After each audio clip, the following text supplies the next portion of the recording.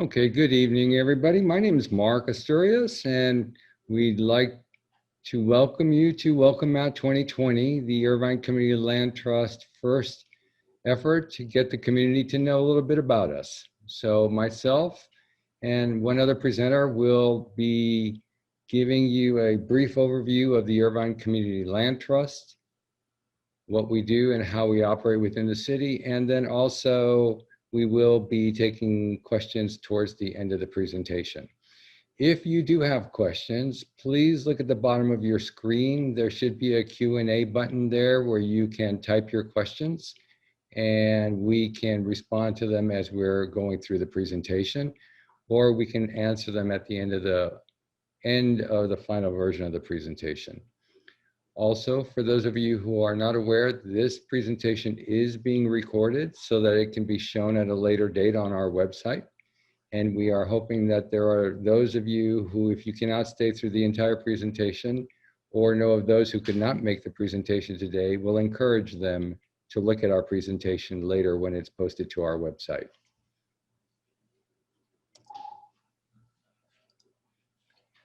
So let me just get right into the presentation. Again, my name is Mark Asturias. I am the Executive Director of the Irvine Community Land Trust.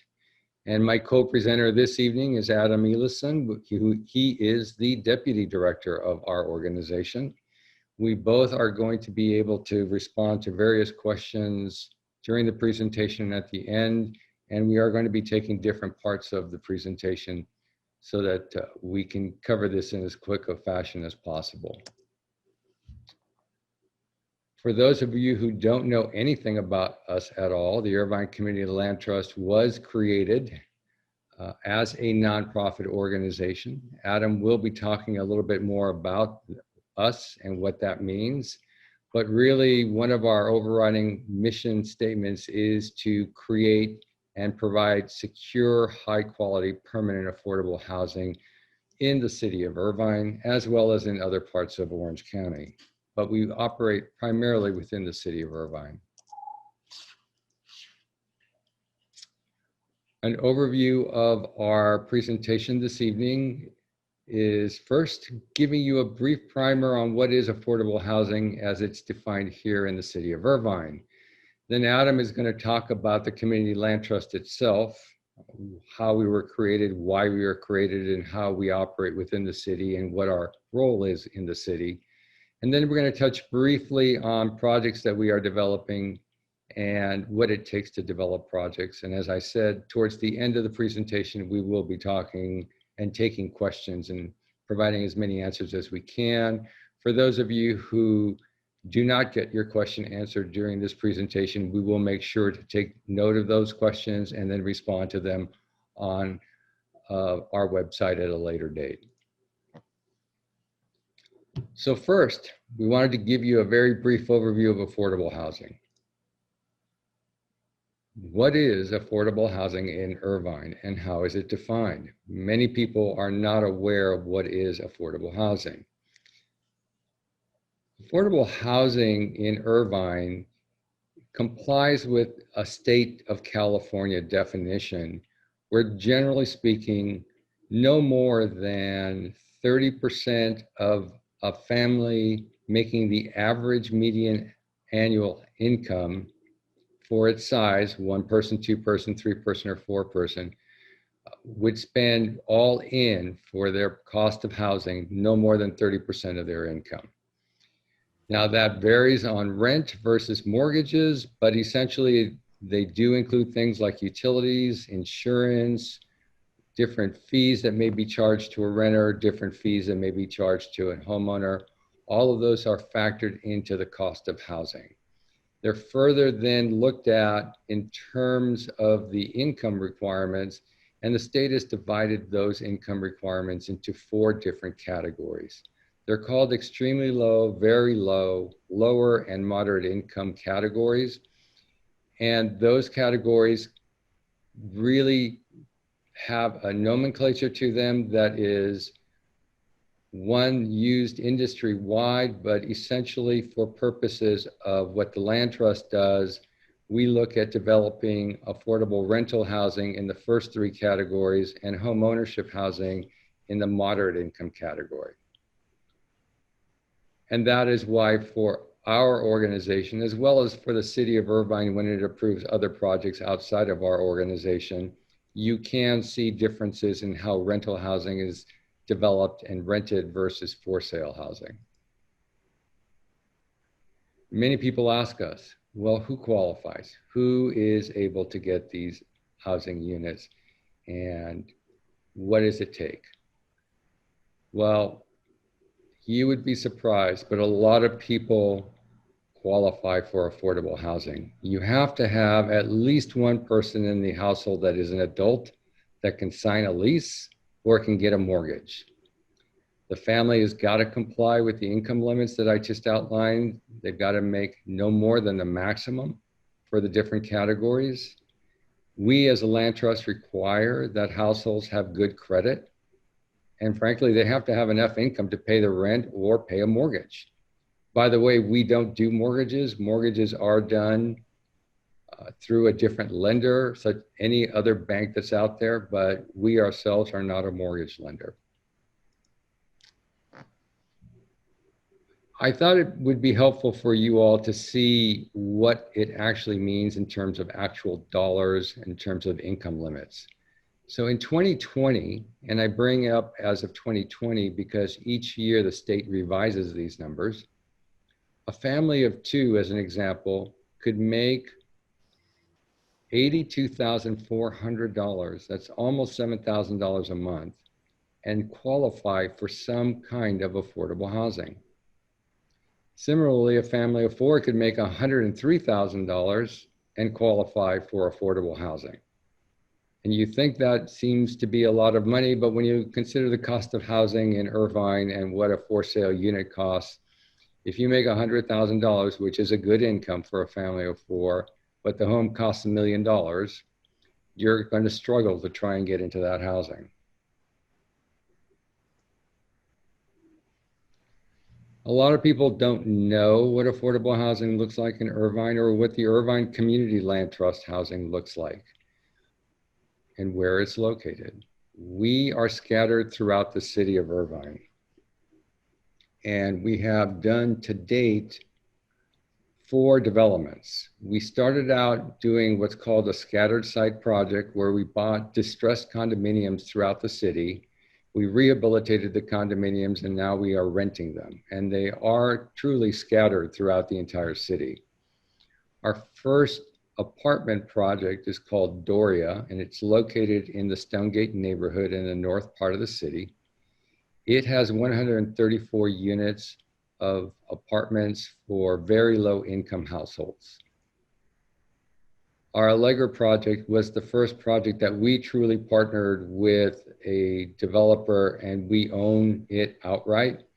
This project has 104 units and is located in Cypress Village near the Jeffrey Open Space Trail off of the 5 freeway. Park Darien was our last project that was completed. It's located in the Irvine Business Complex behind the Diamond Jamboree Shopping Center. And it provides 80 units of affordable housing. And one of the hallmarks of this project is that we also included units for veterans and units for adults with developmental disabilities outright during its initial development. Our latest project under construction is called Salerno. It is scheduled to open in March of next year. For those of you who live off of or near Sand Canyon, east of the 5 freeway, you have seen this development going up.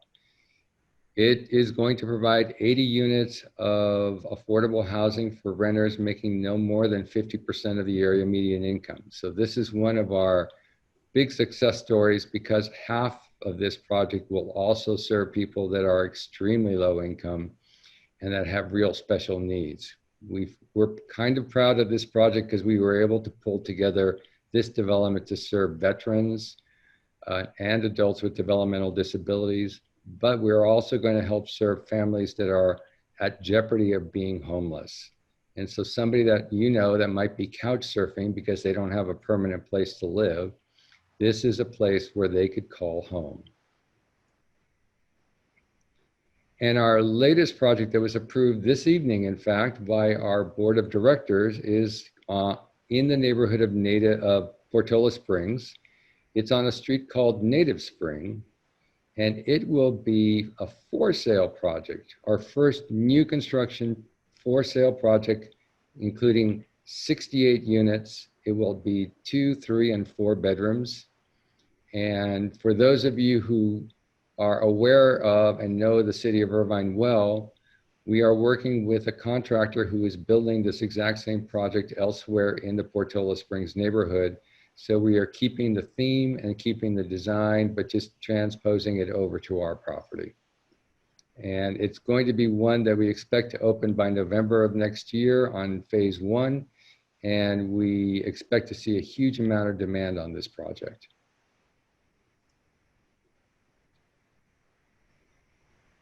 The city of Irvine, for those of you who are not aware of this, has on its webpage an interactive map that shows where all the affordable housing is located in Irvine, not just our properties, but every single property.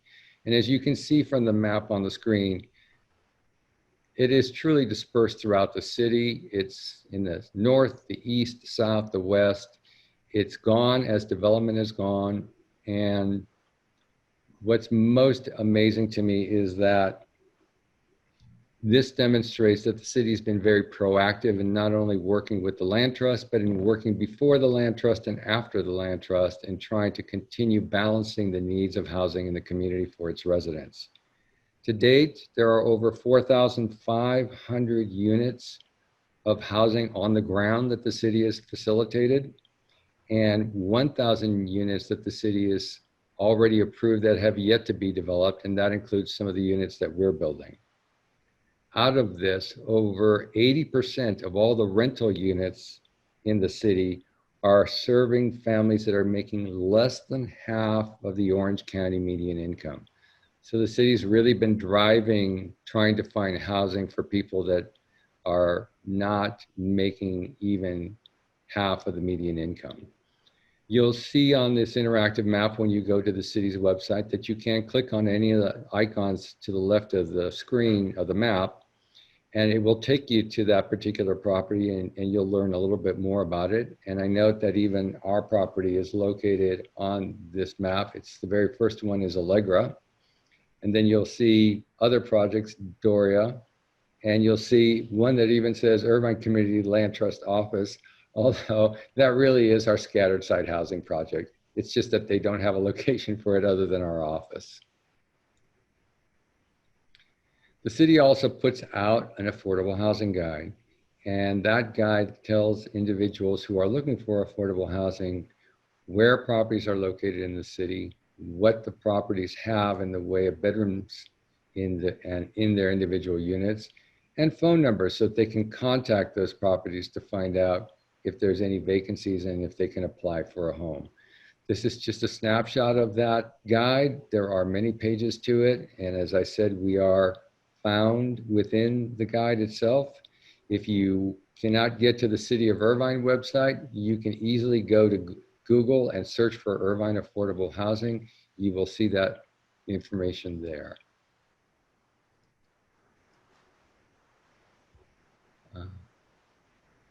One of the questions that just came up is how much will the Native Spring townhomes be going for? I would hazard a guess that right now we don't have the final numbers, but these units are going to be sold to moderate income families. Those are families making up to 120% of area median income for the county. So those are people making over $100,000. And if you, for a family of 4, if you take that as an example, we might be pricing the home somewhere in the $400,000 range. I can tell you that if you look at that same home that I showed you on screen, those homes that are in other parts of Portola Springs are going for 700, 800, and 900,000. So they're going for half the price. And we are eliminating all of the special taxes. So you'll only be paying the 1% tax on the home purchase price. There is another question that briefly came up, and we will try and answer some of these as we go, and then some we'll answer towards the very end. This one is, will you be able to use a Section 8 voucher? That will depend on the Section 8 voucher that you have. I cannot advise you on that one right now. It's simply going to depend on whether the voucher is going to be able to assist you in getting a mortgage.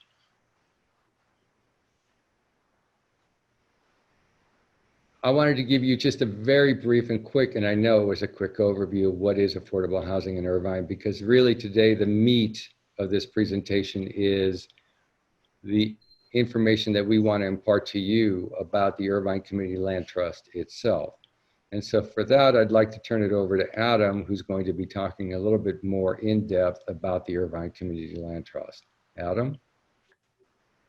Thank you, Mark. I'm so glad you're joining us for this discussion on affordable housing, and that you're here listening to this. It's an important discussion because we're facing an affordable housing crisis in Orange County and much of California. To illustrate the demand that affordable housing has in our specific area, I just need to point to our latest project at Salerno, the 80-unit apartment complex that's under construction. It wasn't too long ago, a couple months ago, we went through a lottery process and opened up on our website the ability for people to register to be selected to be considered to be a tenant of that project. And we had over 6,000 people register their names. And that indicates to you the severity of what we're facing in Orange County, the high cost of housing. We're trying to do our best. We're partnering with the city, and we're partnering with other affordable housing service providers and developers to get the funding that's needed to be able to do this important work. So Mark, if you go to the next slide. So let me tell you a little story that lets you know where this all started. And I was around and at the formation of the Irvine Community Land Trust, so I know the story well and I love it. It's such a success story. Back in 2005, the city of Irvine had redevelopment funds, which are funds available for affordable housing. And the city leaders were looking at a very important issue, which was they were understanding that a lot of the apartment complexes that had been set up as affordable for many, many decades, starting in the 70s, those covenants that restricted the affordability were expiring. And phone calls started coming in to City Hall, worried from tenants that were going to be kicked out because that apartment complex was going to be converted from affordable to market rate. And so the city leaders, policymakers wanted to explore, how can we stop this? How can we in the future assist projects financially and not be faced with losing the affordability covenants? And so a task force was created, and the city council reviewed a strategic plan that included a blueprint for moving forward in the city of Irvine, how affordable housing would be addressed. And one of the important components of that strategic plan was the creation of the Irvine Community Land Trust.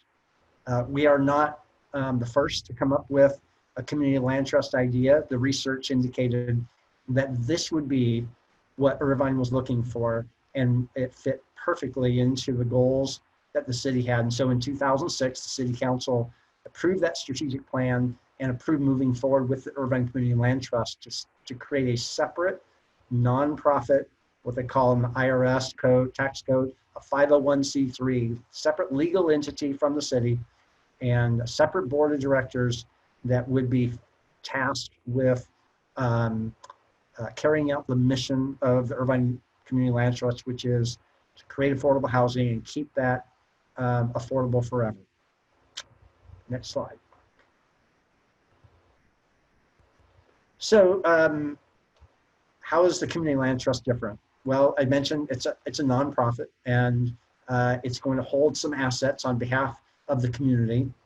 The land trust respects and honors the ability to look at those assets and ensure that they stay that way forever. The land trust will never turn around and sell their assets for a profit. The intent is to keep that in the community. The concept of the community land trust was really started back in the 50s and 60s, and it's done a variety of community land trust. Doesn't have to be affordable housing. It can be other types of agricultural preservation and other uses. And the model of affordable housing has spread for the past 50 years or so in the US, Canada, and UK. And in 1992, it was incorporated into federal law. And in 2018, it was incorporated into state law with AB 2818. And in the United States, there's about 250 community land trusts, and there's a good amount of them in California. And the Irvine Community Land Trust, with Mark's leadership, has been very instrumental in adopting new legislation to benefit community land trusts in California. One of the key things that makes it different is this concept of subsidy recycling versus subsidy retention. In a nutshell, all that means is that in subsidy retention, which is what the Irvine Community Land Trust adheres to, we ensure that when the assets come in to a project, they stay in that project. The project stays affordable, and nothing will require additional subsidy coming in to that project in the future. In subsidy recycling, we saw a lot of models with cities and affordable housing over the years where money would go in, and then at some time, for example, in the ownership model, a owner might pay back the loan that they used to help buy that property, and they'll pay back that financial assistance to the city. And then there's not enough money from that payback to be able to have the city loan it out to another person. So the city is constantly adding more as time goes on. And so the Irvine Community Land Trust has this model where the financial assistance that goes in stays in, doesn't change, and it stays affordable with no additional resources. And Mark, next slide. This gives you an indication of where on a national scale, where community land trusts are scattered throughout the entire country. It started in the United States back on the East Coast, and it's slowly spread throughout the country. And next slide. And this is a nice graphic to show you how, in essence, a community land trust works. So you can look at it in this picture as there's two different pieces to this home. One is the improvements. The individual owns those improvements or the home on a leasehold right, and the community land trust owns the underlying land. And next slide. So with a ground lease, what we do is we bring those two together, and they tie those two together so that the community land trust truly stays involved from that point going forward. And next slide. So what are some of the benefits?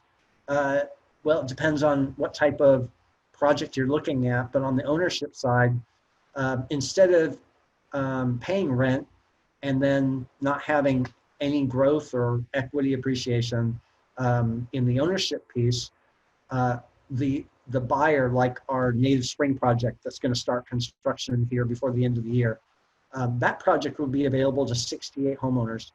And the resale on that will have a formula that will not be to the market appreciation, but it will be a restricted equity appreciation that will be tied to how the area median income goes up in the future, those charts that Mark showed earlier.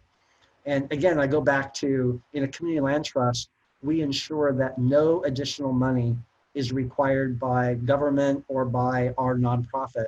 And so this restricted equity piece provides people the opportunity to earn equity.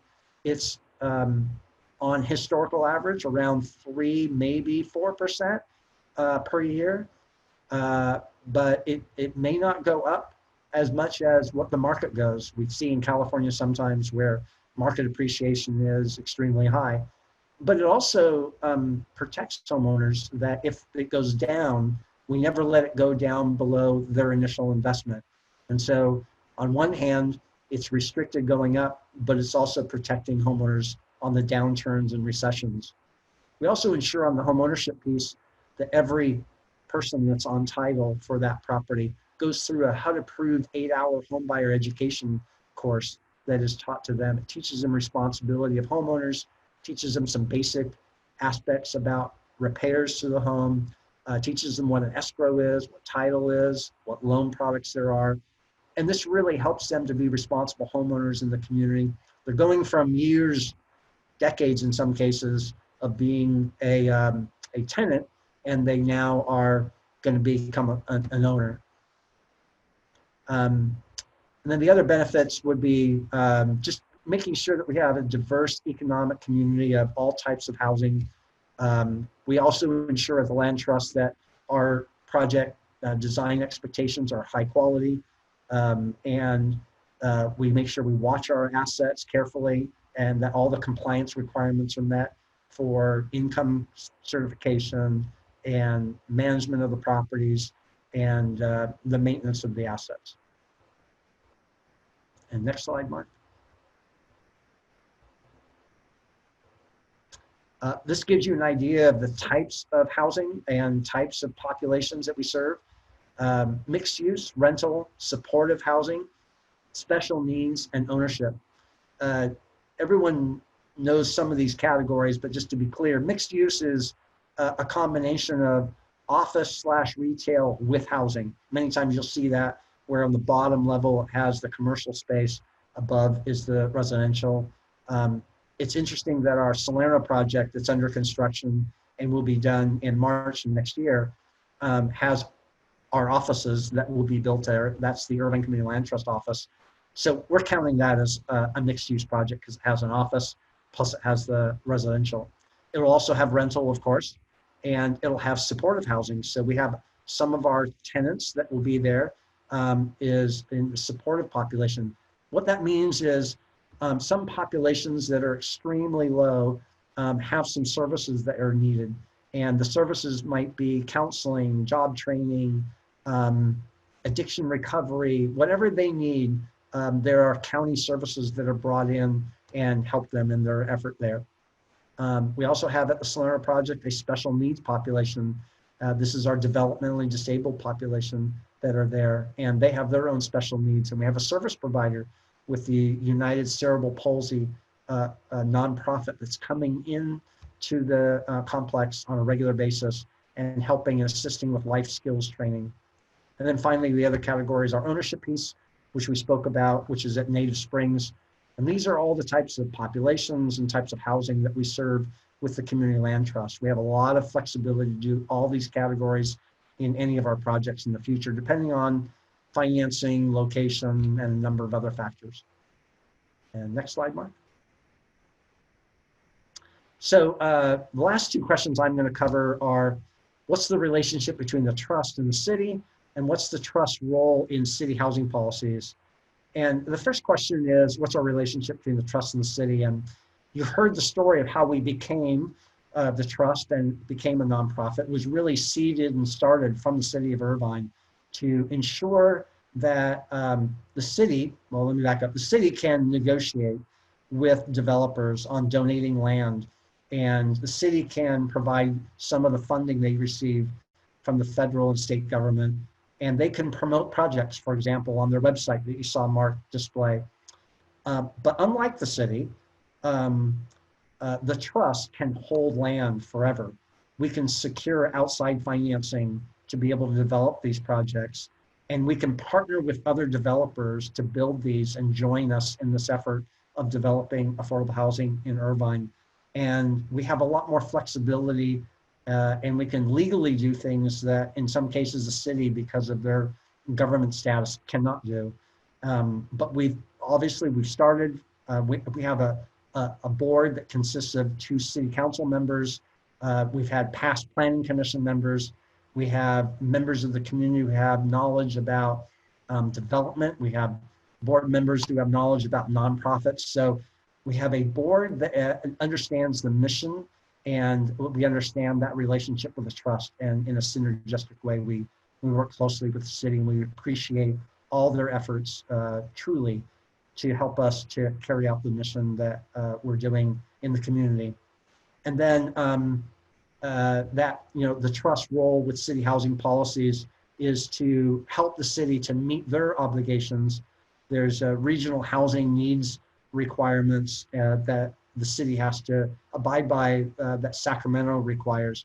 And we as the land trust can ensure that we're developing on an aggressive level and leveraging funds that are all out there, and really putting the city's efforts to develop high quality affordable homes in the community, and bringing responsible tenants in that are indistinguishable in the city. As you drive through the city, it's very hard to tell the difference between an affordable housing project and a market rate housing project, for example. And that's something to the credit of the city of Irvine and all of the staff at the city of Irvine, and the Community Land Trust has really worked hard to achieve over all these years. And now I'm going to turn the time, I think, back over to Mark. Thank you, Adam. I am also going to comment just on the Land Trust role in city housing policies before we go to the next section. And I wanted the audience to understand that the city has been very progressive in adopting housing policies that are keeping the city's vision of being a safe community, being a master planned community, and being a high quality community that everybody can be proud of calling as their home. They felt that the Land Trust would help them achieve some of the goals that they are required to achieve due to state laws, but at the same time retain local control and allow them to set policies in place that would not only benefit the community, but would help the community by increasing some of the diversity of clients and residents, and also providing for some of those people who have the deepest needs. We do have many residents in this city that are truly in need of affordable housing for different reasons. Those people who have a developmental disability that need to grow out of their parents' home here in Irvine and get a place of their own. We actually had that happen recently. We've also had families that have stumbled for whatever reason, and due to a financial crisis needed affordable housing for a short period of time. And we've seen that happen. And more importantly, once they were able to get back up on their feet, they were able to move back into the market and free up this affordable housing for another family. So we see what the city has done, and the city councils of the past and the current city council, as being highly critical and important in advancing housing policies in this city that continue to create a very diverse city, and one that is an example that other communities across the state of California can consider when adopting their own housing policies. Adam, there were quite a few questions as you were speaking, and before I get into the next section, I wanted to ask you a couple of these questions, if you don't mind. Okay. One question came from Tammy Kim, and another question came, I believe, oh no, Carrie O'Malley. Nice to have you on. Another question came from an anonymous attendee, but Tammy Kim asked, on the Native Spring townhomes, will the residents need to pay a homeowner association fees? And if so, do you know what that will be? Yeah, it is correct. There is going to be an HOA fee there. That project will include a pool, a tot lot playground, a barbecue area next to the pool, a small open space, and it'll include a small community building with a kitchenette so that people can have a birthday party or something. And these are all community assets to that particular project, and they will be paid for through the payment of HOA. The final number on that hasn't been determined yet because we haven't even started construction. So the budget for that is being developed right now. It's not expected to be anything more than what is typically paid for in the city of Irvine for a townhome project.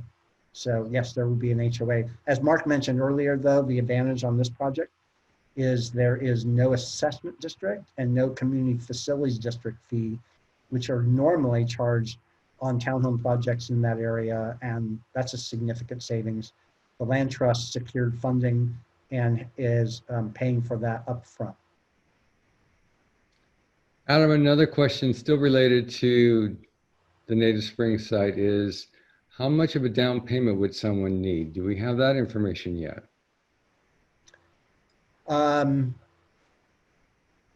There is a minimum that we're going to be looking at, and the minimum on that will be somewhere in the 3 to 4% down payment, but it could be more. And we are exploring down payment assistance programs that are coming out of the state of California to be able to fill that gap if it is more, so that it may not be additional funding required. So the answer is, we don't know exactly what that is, but by the time that we are ready to roll out the project publicly, we will know the answer to that question as well. I believe I'm going to take this last question with your help, Adam, and then we're going to need to move on and cover the last little bit before we open it up again to a full set of questions. This came from an individual who had a lot of questions about Native Spring. I guess our affordable home ownership project, which was well received by the city, they were excited to see us doing this project, has also generated a lot of interest in the community. So one of the very first questions is, when will a sign-up sheet be opened and closed on this project? We are going to be marketing the development of the Native Springs site on our website through an open list interest list. And we don't have a date yet when we are going to start that, but I would suggest that if you are interested in finding out about that project, if you sign up under our general interest list, and at the bottom of the general interest list, you check the box that says you are interested in home ownership opportunities, you will get a notification of when we're opening up the interest list. And a second question that we received is the list going to be capped? We don't cap our interest list. We leave it open. As Adam pointed out, when we did the Salerno project, we left it open for 60 days, and that was at the request of the city of Irvine, and we had over 6,800 people apply. That shows you the need, but at the same time, it is a little bit distressing to us because it's only an 80-unit project. And so we're going to disappoint 6,720 people, obviously. And that just tells us that we have a lot more work to do in not only the city of Irvine, but in actually the state of California when it relates to housing. A lot of people wonder about this, not just on Native Springs, but this question is relevant even to our rental projects, Adam, and maybe you can answer this one. When we open our lists, are they open only to people currently residing in Orange County? We have a priority of addressing Orange County residents, a preference, I should say. We do that through a number of ways. We have to be careful of fair housing laws. Some of the sources of funding require that we abide by all the fair housing laws, but there are ways that we can have a preference to Irvine and Orange County residents, and we implement those to the fullest extent we can. The final question, and then I'll go on to the next section, is will current Orange County affordable renters be given an opportunity to try and acquire one of these for sale homes? I would say, Adam, that with you on this one, we we open the list. So it isn't us that decides whether or not somebody can afford to buy a home. Again, I mentioned earlier that we don't offer mortgages. So we don't even give you the home for free. We obviously sell you the home, meaning you have to find a lender that is going to provide you a mortgage to acquire a home from us. We are just going to go through a process to make people aware of the homes being offered. And if you are a renter and feel that you can move into one of these homes and you can qualify, then of course you can have the opportunity to acquire one of these homes. I don't know that we're going to give anyone a priority over than the live work preference that we have now. Adam, do I characterize that right, or do you want to add something to that? No, you got that right, Mark. Okay. I think what we're going to do for the moment is to stop on the questions and just kind of wrap up the next one, because I want to get through the last piece of this presentation before we move into a full set of questions from the audience. A lot of people ask us where we are developing our projects and what do they look like. I don't know if you all noticed as we were going through the presentation and you were seeing pictures of different housing projects in the city of Irvine. Every single one of those housing projects is an affordable housing project of some kind. And that just goes to show that it takes a lot to develop affordable housing in the city of Irvine, because we make it indistinguishable, as Adam said, to market rate housing. Well, what does it really take for us as the Irvine Community Land Trust to develop affordable housing? Well, like anybody, we have to find the land. We have to buy it. We can get it donated. We can get it gifted. But ultimately, we have to find the land. Then while we own the land, we do pay property taxes. We're like any other homeowner in the city or any other business in the city. And whatever we acquire, we pay our taxes on it. So we have to make sure we're covering that. We have to partner with people that really understand physical design and understand services that are going to be needed from our perspective in our communities. We make sure that we find architects, engineers, a general contractor, sometimes a development partner who is expert at getting funding from different sources to help us develop a project. And then when we finally start working on our projects, we do something that any other developer does, but more importantly in Irvine, something that we do is we review designs in public before they're even submitted to the city of Irvine. We have our board review them, and as Adam said, they represent many perspectives of the community, and they are all community residents. So they give us good feedback on whether the project design is something that is acceptable to them. And when it's acceptable to them, that's when we submit it to the city to get it approved. And ultimately, that process takes about 5 years before we can even start construction. Construction on our projects usually takes anywhere from 14 to 24 months, start to finish, once we break ground.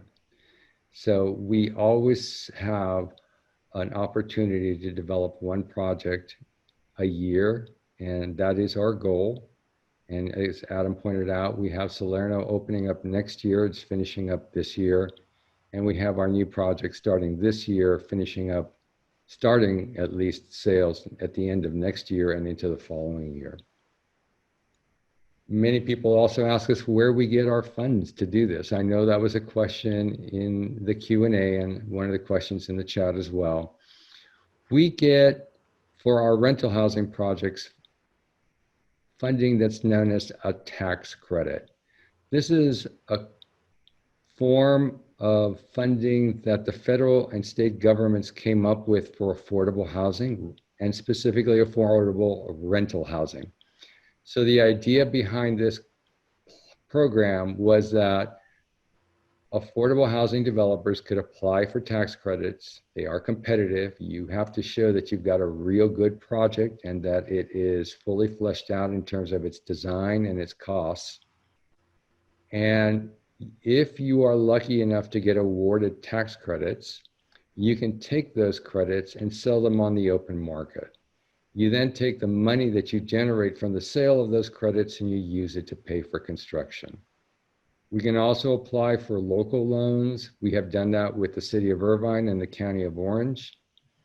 And when we get those loans, we use them primarily to help us bridge a gap in an area of special need. So one of the questions that we were asked is, how do we cover somebody who is homeless that may not be able to afford housing?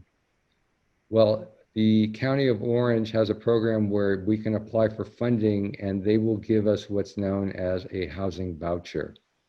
That voucher covers the rent for a resident for a period of time to help that resident then get on their feet, and particularly a resident who is homeless. That tends to be one of the biggest drivers of covering that particular population. When we look at other special needs like the veterans who we serve in our community and in our projects, the veterans have the ability to go through the Veterans Administration and through the County of Orange to get special vouchers that they use to cover their rents. And then we also work with the Regional Center of Orange County and get grants from them to cover special needs residents that have a developmental disability. And part of the funding that they can give their residents goes to covering the rent on our units. And we make our units affordable in any regard so that the tenants don't get overburdened covering the cost of their share of the rent. We also carry a mortgage. We are a developer and we do get all these grants and loans, but a loan is a loan and we've got to pay it back. And we try and get the smallest loan possible. And what that means to us is that we end up putting cash in the deal. And one of the questions that I know we are asked frequently is, well, where do you get your cash? We have an endowment fund that was established for us in partnership with the City of Irvine. That fund generated a revenue stream to us that will be paid out over between 12 to 15 years. That revenue stream is approximately $29 million. We use that money exclusively to pay for the development of affordable housing in Irvine and only in Irvine. We don't use that money outside of Irvine at all. We use it to cover what we call as a gap. If we have a project that costs, let's just say, $20 million, and all we can get in the way of loans and grants is $14 million, because that's all we can get, then we will put in $6 million from this endowment fund that we have. And that is how we have been funding a lot of the projects that we have discussed this evening. It's an investment. It's an investment for the community. And it's a partnership that we developed with the City of Irvine that we think is one that shows that we are repaying back the community in spades, not only by developing affordable housing for many residents, but also by making that housing something that the city can point to and say, that is something that we needed, and we did it in a way that it fits completely into this concept that is the City of Irvine. The only area where we cannot use tax credits, however, is in the area of home ownership. The federal government does not allow home ownership programs to be used by affordable housing developers for new construction. So we actually do have to go and get a construction loan and build that outright with cash on hand from our account, as well as a construction loan. And we pay off the construction loan once we sell the homes. So that's how we fund development. And I think with that, wanted to go back through and answer some of the other questions that came in here. And I'm sure there may be more questions in the chat, but let me go back and see here, Adam, if we can answer some of these during the last 10 minutes of the presentation. I will be opening the chat up, by the way. Everyone should be able to see the chat soon. Adam, we did have a question about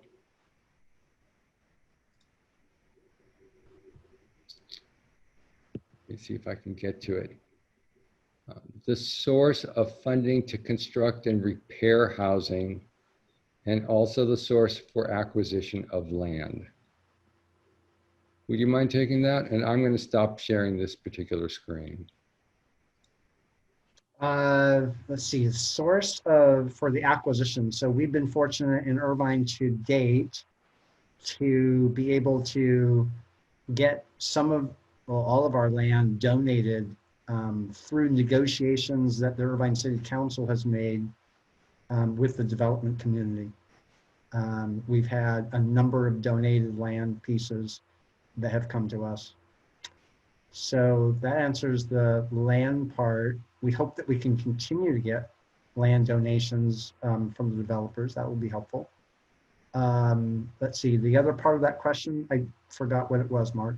Funding to construct and repair housing.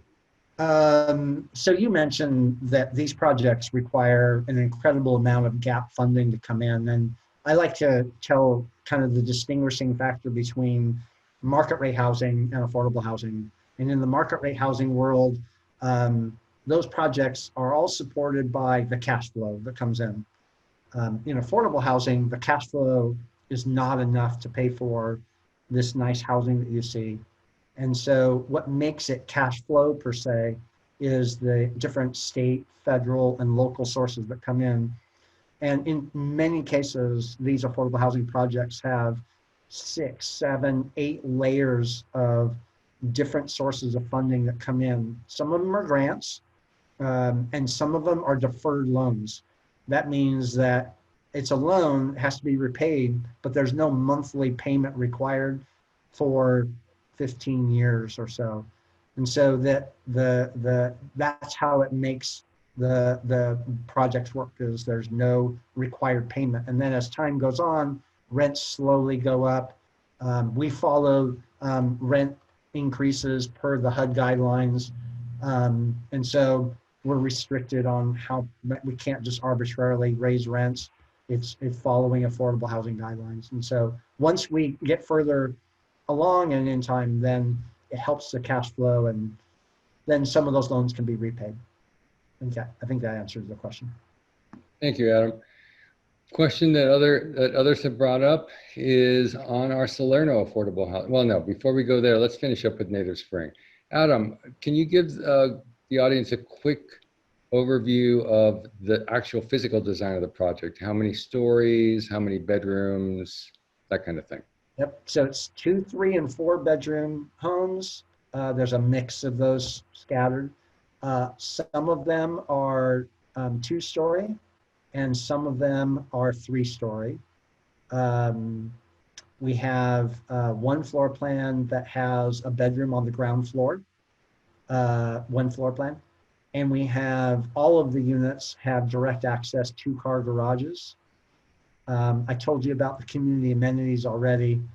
And you saw a photo of what it looks like. It's very nice. If you type in Portola Springs townhomes or something on Google and look at what's for sale by California Pacific Homes, you'll see what that product looks like. You can actually go to the model complexes anytime that they're open and walk through them. Those are the floor plans. You can see them today. They're built. California Pacific Homes is our general contractor. They are a very strong local Irvine-based general contractor and developer. And we've been fortunate to partner with them and build this highly successful floor plan and elevations that is well received in the community. Adam, do you know yet whether or not there is the determination on whether someone can have a family member assist them to purchase one of our homes with a down payment? Or is that still up in the air? So if you're talking about something where it's like a guarantee for somebody who's not going to live in the residence. I think that might be what the question is. Um, I don't think that's been determined yet. If you're talking about, can you have multiple people on title, for example, a family member that wants to live in the townhome with, somebody else, then that, or friends that get together. Yeah, that just, it's like any other townhome mortgage that you qualify for in that sense. Thank you. Question came to us about Salerno. I think there's a lot of questions on Salerno. Let me just try and wrap all the questions up into just one general comment.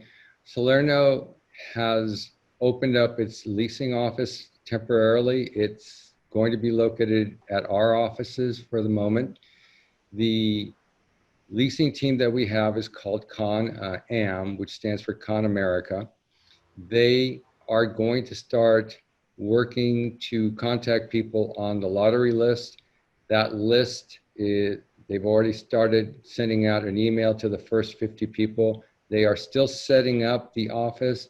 They should have a phone number up and operating by end of day Thursday for the temporary office, and we will be posting that phone number on our website.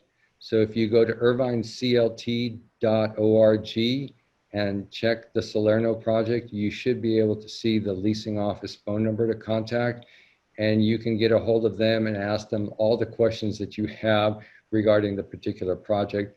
But just generally speaking, we are starting the process now. We have not started it before this point. It's just taking us a little bit longer than we expected to get the leasing office open. And as far as all of our projects are concerned, I think this is a very important one. A lot of people have asked this, and this is one we normally don't touch on. But we do have occupancy standards for our projects, be they rental or be they home ownership. When you move into one of our projects, you have to have a household that's appropriate to the number of bedrooms in that particular unit. So if you're a single individual, we're not going to rent you a 3-bedroom unit. You're going to be offered a 1-bedroom unit. Similarly, if you're a family of 5, we're not going to offer you a 1-bedroom unit. We're going to offer you at worst a 2 and probably a 3-bedroom unit if we have any that are open. And we just work that way because we want to make sure that we are not overburdening the community by putting in people, too many people in an apartment particularly, but at the same time, we're not underhousing the community by letting one person get a 3-bedroom unit. It just doesn't seem fair when there are so many families that are larger in size that need those units to have them have the opportunity to get those units.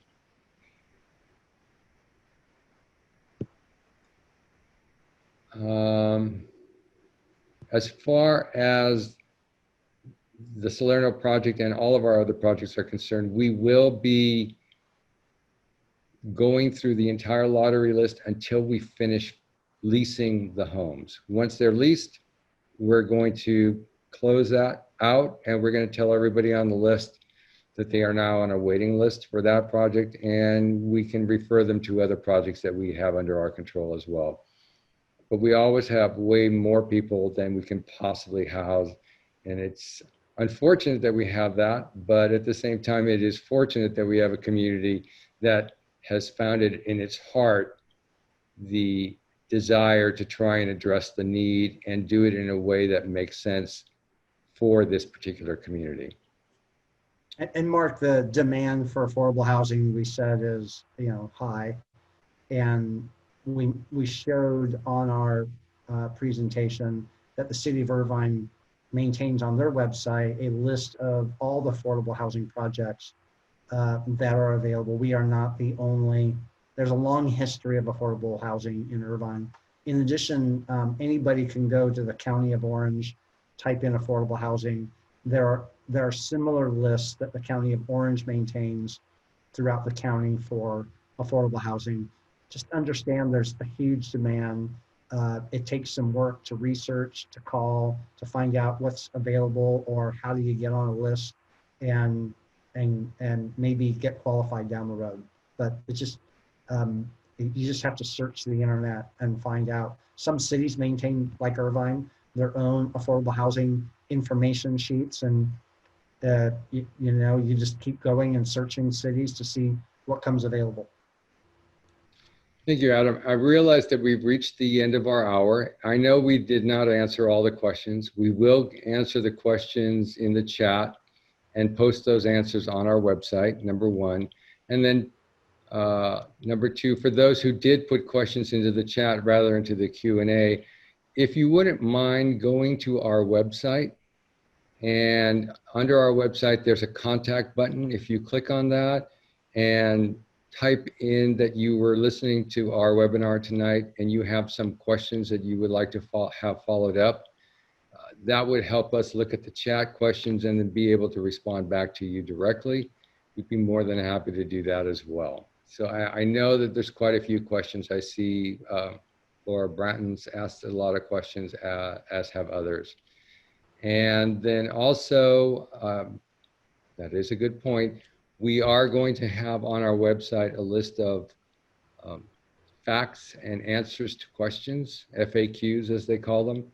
Those will be posted out probably in the next few days, and we will, again, as I said, be posting this webinar up on our website. So if you see something that you thought you heard and you wanted to go back and double check it, you'll have the opportunity to watch this webinar all over again. With that, I do want to thank everybody. Adam, you want to close for us? Well, I just wanted to add that the Salerno project, even though we've already selected those on the lottery list, has a bunch of frequently asked questions already that were generated.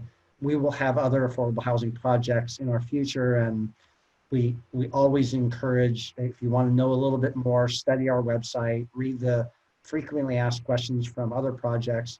But also, Mark mentioned earlier, go to our website, subscribe, fill out your basic information. I think all we really need is your name and email address.